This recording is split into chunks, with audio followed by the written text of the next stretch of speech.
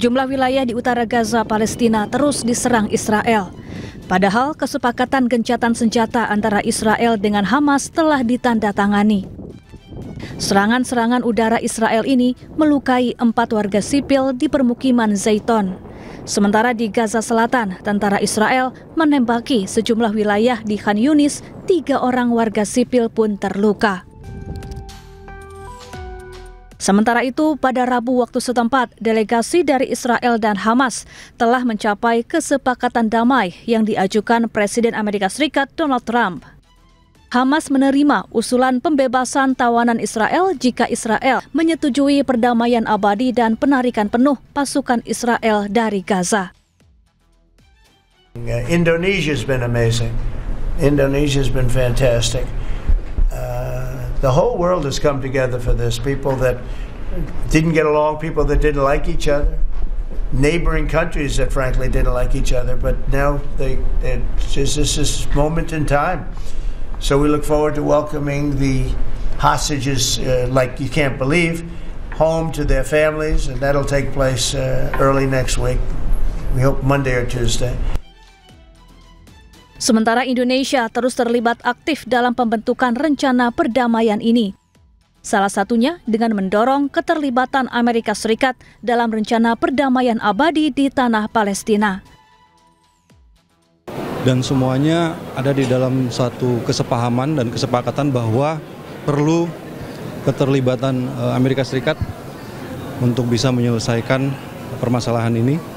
Dan proses itu juga sudah terjadi, proposalnya sudah diberikan, dan ada tanggapan positif dari kedua belah pihak. Kita menganggap ini sebuah langkah yang konkret, yang progresif setelah sekian lama.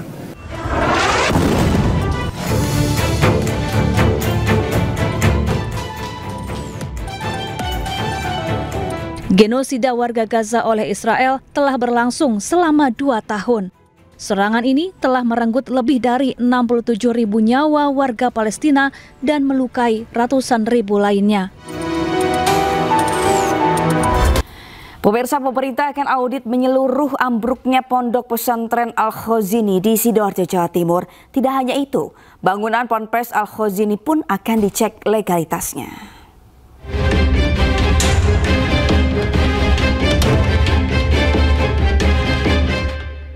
Kapolda Jawa Timur mengungkap kemungkinan adanya unsur pidana dalam tragedi Ponpes Al-Khazini yang sebabkan 67 orang tewas. Polisi membentuk tim dan telah memeriksa sejumlah saksi.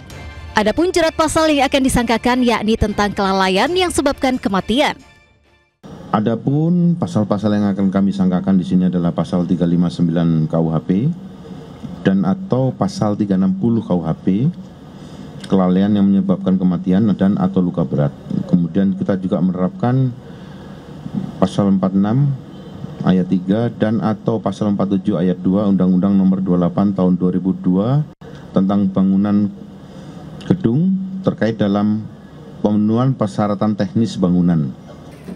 Terkait insiden Ponpes Al-Khazini ini, Menteri PU akan berkoordinasi untuk mengecek legalitas pembangunan gedung.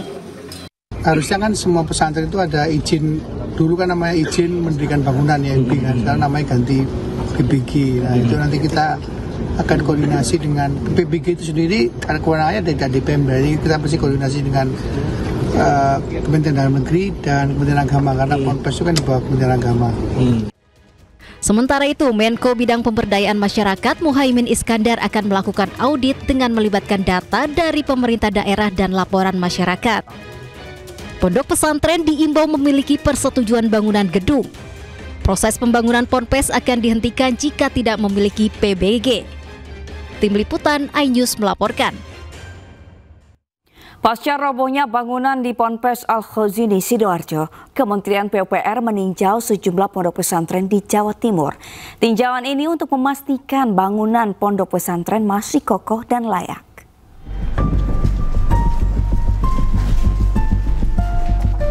Kementerian PUPR mendatangi sejumlah pondok pesantren di Jawa Timur yang diantaranya adalah Pondok Pesantren Mambaul Ma'arif di Den Anyar, Jombang. Sejumlah area disisir untuk memeriksa kondisi gedung-gedung yang ada di pondok pesantren tersebut. Tak hanya terhadap bangunan yang sudah tua, pengecekan juga dilakukan terhadap gedung yang sedang dalam proses pembangunan. Pengecekan ini dilakukan untuk mencegah terjadinya bangunan roboh seperti di Pondok Pesantren Al-Khozini beberapa waktu lalu.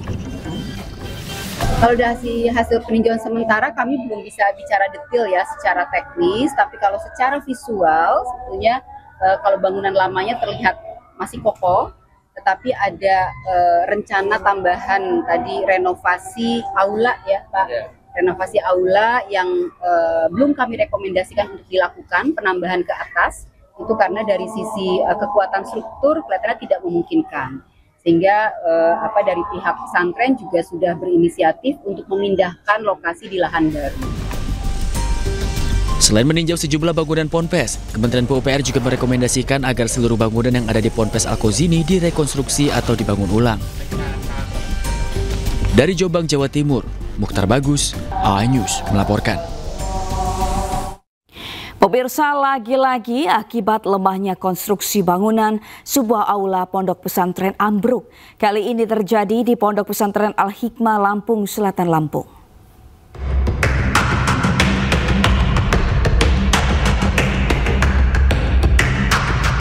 Beginilah puing-puing bangunan yang berserakan di Pondok Pesantren Al-Hikmah, Lampung Selatan, Lampung. Aula yang baru saja dibangun ini tiba-tiba ambruk setelah bagian struktur penyangga gagal menahan beban konstruksi. Saat kejadian tidak ada santri maupun pekerja di lokasi sehingga tidak menimbulkan korban jiwa. Kepala Kantor Wilayah Kementerian Agama Provinsi Lampung mengingatkan agar setiap ponpes wajib memperhatikan keselamatan struktur bangunan. Berkenaan dengan hal tersebut, saya selaku pelaksana tugas Kantor Wilayah Agama Provinsi Lampung menghimbau pertama kepada seluruh pondok pesantren yang ada di Lampung untuk melihat kembali, mengkaji kembali bangunan-bangunan yang ada di lingkungan pondok masing-masing. Kemudian jika akan membangun hendaknya melibatkan tenaga teknisi mungkin dari PUPR ataupun dari swasta agar konstruksinya benar-benar aman. Kanwil Kemenak Lampung juga akan mengirimkan surat edaran kepada seluruh ponpes agar mengecek kembali kondisi bangunan. Dari Lampung Selatan, Lampung, Heri Fulistiawan, iNews melaporkan. Pemerintah menambah kuota rumah subsidi di Sumatera Utara dari 15.000 menjadi 20.000 unit per tahun ini. Rumah diperuntukkan bagi masyarakat berpenghasilan rendah.